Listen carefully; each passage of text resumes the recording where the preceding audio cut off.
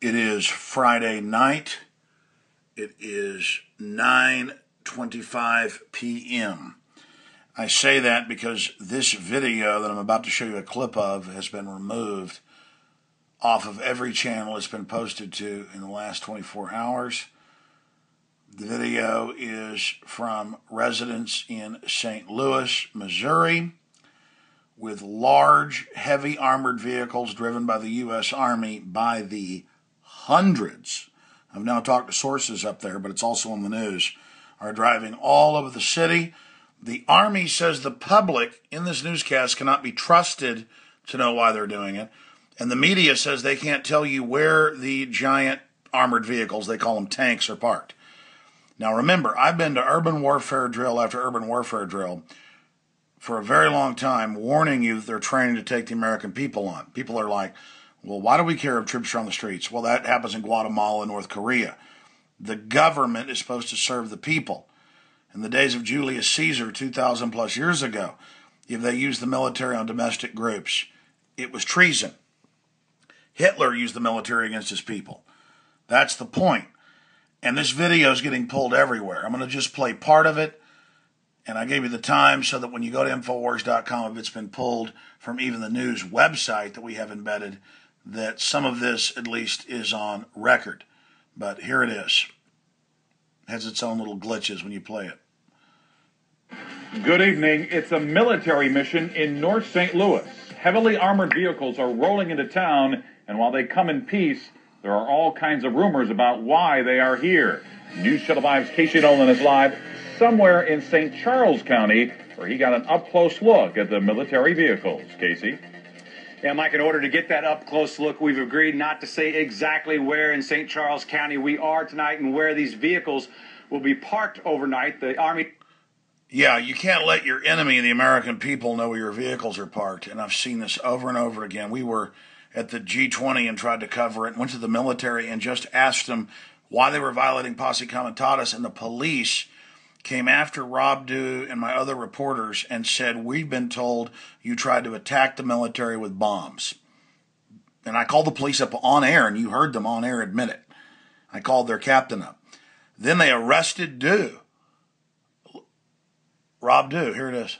He doesn't want that information to be made public for security reasons, but we can tell you what... Yeah, you don't let your enemy, the American people, because the military now works for the foreign banks.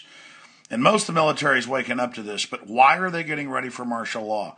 Why are they having drills everywhere? And again, ladies and gentlemen, at the bottom of this article, we have link after link. The local media is ignorant. They just collaborate because they're ignorant. The public is upset about it, but others are lining up and saluting the troops as they drive around with machine guns. It's all acclimating and getting everybody ready. By the way, it's not just my opinion, even though I was right about this before it was announced. Here's the article published in the Council on Foreign Relations with the Chief of Staff of the U.S. Army, General Raymond T. Oderno, saying we're going to transform things as the economy collapses and put armed troops in every U.S. city, airstrikes, armed brigades, 4,000 plus troops in every city to be your local government. You think I'm joking? Just go to the article at CFR.com. And their publication's called Foreign Affairs, so foreignaffairs.com has it too.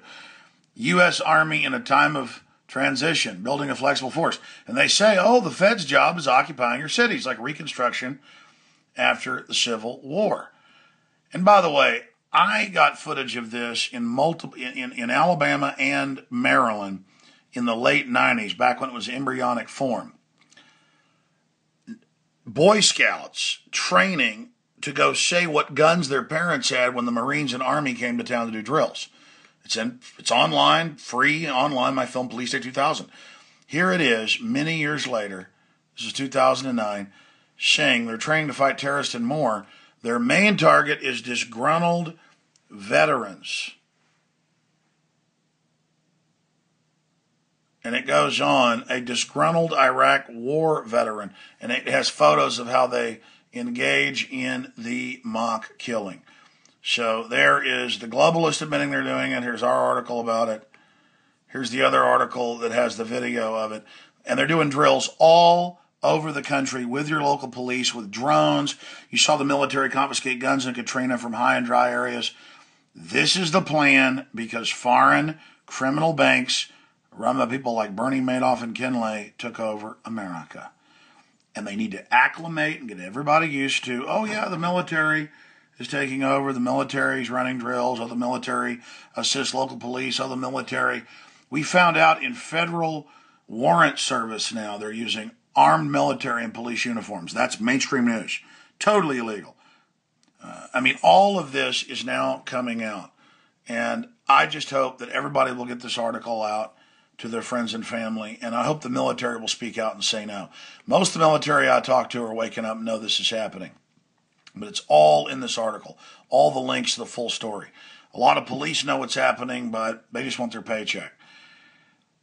They're doing this because they're getting ready to take all your pension funds and devalue the dollar. They're using the military in Greece and Spain right now. This is a bankster coup. Military, you work for the American people. It's okay if the American people know where your tanks are parked. Know you've been trained where the enemy. Come on. Just like Romanians standing up against Ceausescu. It's time to wake up. We'll cover this more Sunday on the radio, 4 to 6 p.m. Central, and on the Monday show coming up in the nightly news. But hey, folks, I told you so, and I'm not pleased that I've been proven right. I'm very depressed about this. I'm not pleased at all. I wish this wasn't happening, but we're the enemy. We can't be told where the tanks are parked, and there's military in here threatening the public. You better be safe. You better stand back. Don't ask questions.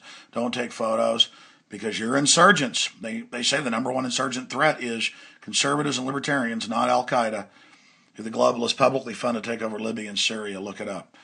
This is how they took over, folks. Foreign interest, foreign banking, corporate takeover. And they want to use the military to suppress us so that we can't stop their takeover. Because if we do stop their takeover, they're all going to go to jail. So the globalists are all in.